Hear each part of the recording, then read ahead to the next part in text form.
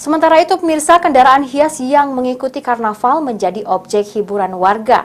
Terlihat dari sejumlah warga yang memanfaatkan kendaraan hias tersebut sebagai objek bersuah foto hingga mengenalkan kearifan lokal Sumatera Selatan.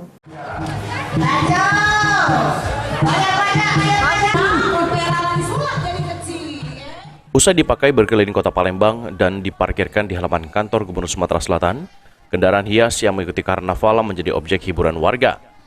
Terlihat sejumlah warga yang memanfaatkan kendaraan hias tersebut sebagai objek bersuah foto hingga mengenalkan kearifan lokal Sumatera Selatan kepada buah hatinya.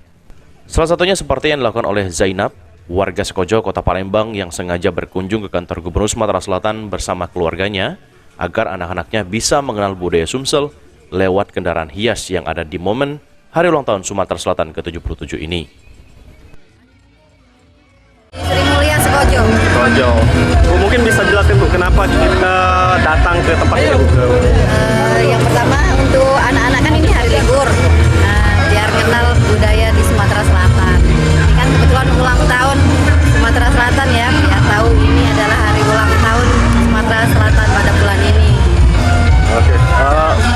Apa Bu yang menariknya dari pawai atau karnaval ini? Yang menarik kreativitasnya.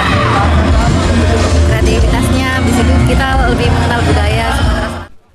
Sementara itu, Kepala SMA Negeri 6 Palembang, Fir Azawar, mengatakan pada kegiatan ini SMA Negeri 6 menjadi salah satu peserta pawai dengan menghadirkan mobil hias bertema kearifan lokal Perahu Jukung.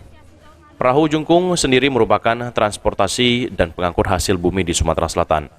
Proses pengerjaan sendiri dilakukan selama 3 hari yang dilakukan guru serta siswa. Kearifan lokal ya, jadi kearifan lokal ini perahu jukung yang hilir mudik di Sungai Musi mengangkut hasil bumi, jadi transportasi masyarakat di Sumatera Selatan, dan kita juga menyandingkannya dengan sebuah konsep Sumsel cerdas, Sumsel mandiri pangan. Ini berapa lama Pak pengerjaan buat ini Pak? 3 hari. 3 hari. Ya, 3 hari. Sandi Pratama, PAL TV.